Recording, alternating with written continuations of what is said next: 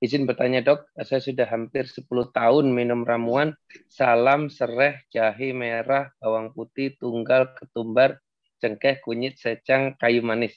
Pada saat awal minum, alhamdulillah nggak ada penyakit.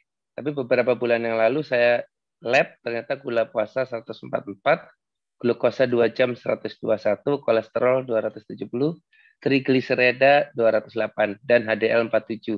Sampai dengan saat ini masih minum ramuan tersebut dok. Pertanyaan saya, apa saya harus minum ramuan tersebut? Apa harus berhenti, dok? Silakan. Nah, ini yang saya khawatirnya begini, Bu. Jadi begini, eh, tanaman obat memang aman. Tetapi sesuatu yang aman ketika dikonsumsi dalam jangka waktu yang lama dan berlebihan, itu punya potensi resiko. Misal, cabai itu enak, aman. Tapi kalau setiap hari makan cabai, sekali makan cabai kira-kira 10 ulekan, kira-kira mencret nggak tubuh kita? Jadi perlu aturan main, aturan dosis, dan jangka waktu. Kecuali makanan. Makan memang rutin, silahkan. Makan ikan setiap hari boleh. Asal jangan 1 truk per hari, resiko. Ya. Kan Islam mengajarkan apa? Makan dan minum tetapi jangan berlebihan. Nah, kalau setiap hari makan itu terus dalam jangka waktu yang lama, kemudian berlebihan, maka terus terang akan menimbulkan efek juga. Contoh misalnya, orang makan kebanyakan wortel. Itu ada dampaknya loh. Kulit menjadi kuning, tekanan di otak meningkat, sering pusing. Itu wortel yang jelas-jelas aman. Gitu ya. Apalagi makanan-makanan yang lain kalau konsumsinya berlebihan. Maka itu pentingnya kita variasi makanan dan tidak berlebihan terhadap satu jenis makanan.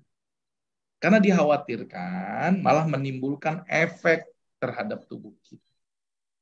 Misalnya contohnya lagi yang paling gampang deh, misalnya sesuatu yang kita anggap aman tetapi ternyata berlebihan. Misalnya garam.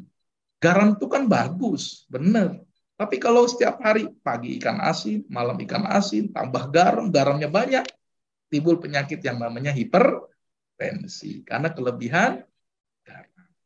Nah, begitu. Jadi harus diperhatikan. Saya tidak tahu dasar ibu pakai salam, sereh, jahe, bawang putih, ketumbar. Ini atas dasar apa gitu dan tujuannya apa? Harus jelas dulu. Kayak misalnya cengkeh. Cengkeh itu bagus untuk jamur. Kunyit bagus untuk lambung. Ya, ketumbar bagus untuk kolesterol. Kayu manis bagus untuk gula. Ya, ibu tujuannya mencegah semua penyakit itu dengan herbal ini. Buat saya terlalu berlebihan. Coba diatur pola makannya dulu aja. Jangan ansi-ansi pakai herbal. Herbalnya cukup dimasukin ke masakan. Misalnya nih, wah saya mau masak ikan, kunyitnya dimasukin aja untuk bikin pepes. Misalnya gitu Bu. Wah saya mau masak masakan apa nih, misalnya goreng tempe, wah ketumbarnya saya banyakin lah, sekalian bareng goreng ke tempe. Itu jauh lebih aman. Ketimbang ibu rebus jadi satu dengan dosis yang berlebihan. Malah akan berdampak buruk kepada tubuh. Karena tubuh itu menjadi over apa ya?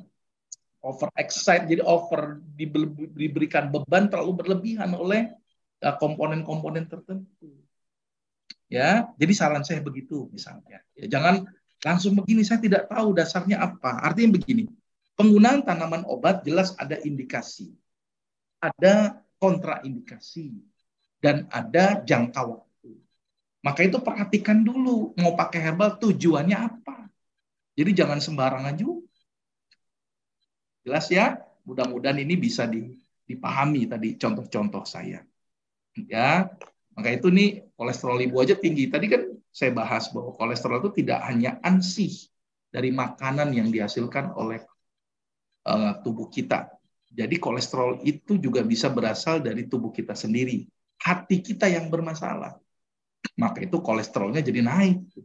Mungkin dia makannya bagus. Tapi karena hatinya bermasalah, maka kolesterolnya juga jadi bermasalah. Apalagi ramuan ini nggak tahu tujuannya untuk apa. ketika itu diteruskan sampai berpuluh-puluh tahun, apa nggak membebani fungsi hati? Jadi saran saya Bu, mendingan diatur aja pola hidup dan pola makannya.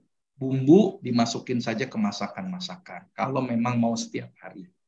Tetapi kalau untuk tujuan-tujuan tertentu, boleh kita berikan beberapa tanaman. Kira-kira begitu ya, Bu Min ya, mudah-mudahan bisa dipahami.